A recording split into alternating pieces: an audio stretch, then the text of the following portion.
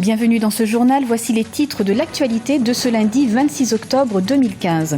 L'heure est au décompte des voix en Côte d'Ivoire suite à la journée de vote de ce dimanche. Un scrutin présidentiel qui s'est déroulé sans incident majeur. Les Tanzaniens se sont également rendus aux urnes ce dimanche pour des élections générales. Les compilations des résultats sont actuellement en cours. Et puis, bonne nouvelle pour les chercheurs d'emploi en Guinée équatoriale. Plus de 400 nouveaux postes de travail ont été offerts par plusieurs entreprises privées. Mais avant de développer ces titres, ce dimanche 25 octobre, les Congolais étaient appelés à se prononcer sur un projet de réforme constitutionnelle qui permettrait au président Denis Sassou Nguesso de briguer un nouveau mandat en 2016. À noter que l'opposition avait appelé au boycott de ce scrutin. Les Ivoiriens se sont également rendus aux urnes ce dimanche, mais pour élire leur nouveau président. Un scrutin présidentiel qui s'est déroulé sans incident majeur selon les observateurs. Les détails de notre correspondant en Côte d'Ivoire, Olivier Conan. Les Ivoiriens se sont rendus aux urnes le 25 octobre pour élire leur président parmi 7 candidats. Le scrutin s'est dans l'ensemble déroulé dans le calme. Des retards et dysfonctionnements ont été enregistrés par endroits, mais cela n'est pas de nature à altérer la sincérité du scrutin, selon les observateurs. Les Ivoiriens doivent tirer satisfaction d'avoir mené le processus électoral à son terme dans la tranquillité et dans la paix. La Côte d'Ivoire, après les élections mouvementées de 2010, a réussi et a démontré de la maturité dans ce scrutin. La Côte d'Ivoire est donc un pays important de la sous-région ouest africaine et c'était important que nous montrions le chemin. Le fait que les Ivoiriens, les électeurs et l'ensemble de la population aient participé dans l'enthousiasme et dans la mobilisation, n'est-ce pas, aient pris part à ce scrutin, pour moi, c'est un enseignement important. Désormais, en Afrique, il ne faudrait pas que les joutes électorales soient l'objet d'angoisse, d'inquiétude ou de peur pour les citoyens. De nombreuses organisations nationales et internationales ont participé à l'observation du scrutin présidentiel ivoirien. La CEDEAO, Communauté économique des États de l'Afrique de l'Ouest, a notamment déployé une équipe de 135 observateurs sur le terrain. Il n'y a pas d'élection parfaite et que chaque élection est un effort pour améliorer ce que nous avons sur le terrain.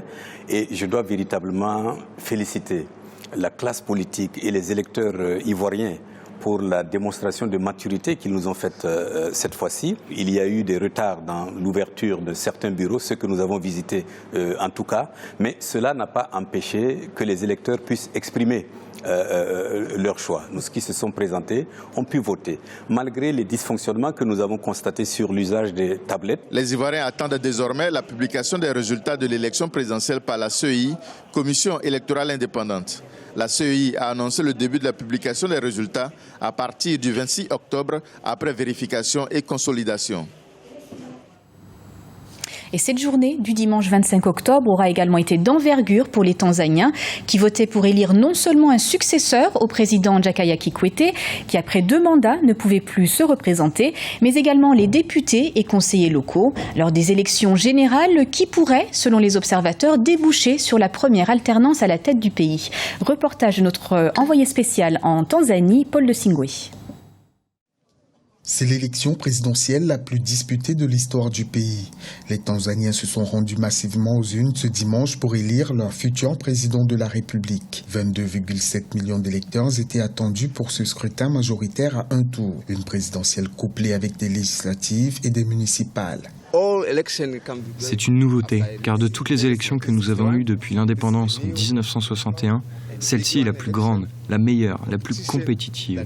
Je suis venu voter pour mon nouveau président et je pense qu'il peut améliorer l'économie et l'éducation pour les générations futures. Ce qui m'a motivé à venir voter pour mon leader pour les 5 prochaines années, c'est que je pense qu'il est capable de changer ma vie et celle de mes enfants et de mes autres descendants. C'est la toute première fois qu'une élection présidentielle suscite tant de convoitises dans le pays. John Magufuli est le candidat de la majorité présidentielle. Il a été plusieurs fois ministre, il connaît bien le système. Même son de cloche pour le candidat de l'opposition. Edouard Louassa est un ancien Premier ministre. Il combat aujourd'hui ses compagnons d'hier. Le CCM est une grande formation politique. C'est le parti au pouvoir en Tanzanie. Ils vont se battre pour renouveler leur mandat, mais ça ne sera pas facile parce que Edouard Lowassa est populaire dans plusieurs régions du Nord et dans la capitale. Et le CCM est vraiment très populaire dans les villages. Attendons de voir qui sera élu. Après le vote, les opérations de dépouillement ont commencé sur l'étendue du territoire. Comme il est de coutume dans ce pays d'Afrique de l'Est, les résultats provisoires seront connus ce lundi. Les autorités auront alors 2 à 3 jours pour rendre publics les résultats définitifs. Les Tchadiens seront quant à eux appelés aux urnes en 2016 pour des élections présidentielles, législatives et communales. Et au vu de ces échéances, a démarré ce lundi le recensement biométrique des électeurs, une opération qui durera 45 jours et qui concerne les Tchadiens âgés de plus de 18 ans. Direction à présent la Guinée équatoriale où plusieurs entreprises du secteur privé ouvrent leurs portes à des jeunes chercheurs d'emploi. 412 emplois sont en tout à pourvoir grâce à ces sociétés. La cérémonie de publication des noms des bénéficiaires ainsi que les filières proposées s'est tenue ce samedi 24 octobre à Bata. Les précisions de Policarpo Edoumassa. 412 demandeurs d'emploi équato-guinéens vont être recrutés dans les différentes sociétés opérantes à Bata. Ils sont âgés de 23 et 35 ans touchés par le chômage qui touche la Guinée équatoriale en raison de la chute des prix du pétrole depuis 2013. Pour juguler la situation, le gouvernement équato-guinéen presse les sociétés d'employer plus de nationaux qu'expatriés comme le prévoit le Code de travail. À l'issue de cette demande, les entreprises ont envoyé des listes d'offres d'emploi au ministère du Travail. Dans ce contexte et en présence du ministre du Travail, le pôle d'emploi a présenté à chaque chef de société leur futur employé. On a toujours collaboré avec le gouvernement pour le respect de la loi. C'est un plaisir de recruter les chômeurs équato-guinéens. Et en plus de cela, nous avons aussi une école de formation dans laquelle nous formons certains demandeurs d'emploi moins compétents. Une initiative saluée par les jeunes équato-guinéens. Offrir l'emploi aux nationaux est une bonne initiative et on espère que ce projet continuera. Nous avons besoin d'emplois pour satisfaire nos besoins. En Guinée équatoriale, le Code du travail stipule que les entreprises doivent recruter 30% d'expatriés dans le secteur pétrolier et agricole et 10% d'expatriés dans les autres domaines.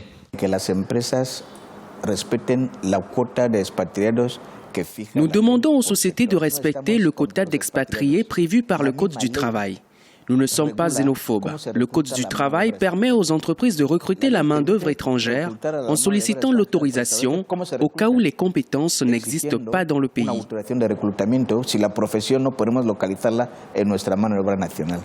Difficile de connaître le nombre d'Équato-Guinéens sans emploi par manque de statistiques officielles. Néanmoins, les chiffres ont augmenté au cours des 3 dernières années et le chômage alimente les discussions dans tout le pays.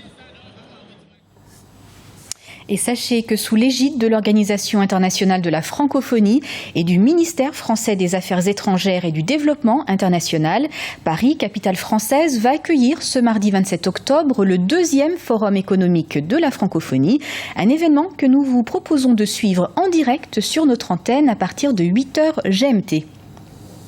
C'était le journal de la rédaction. Merci de votre fidélité. Retrouvez dans un instant une nouvelle édition de l'information.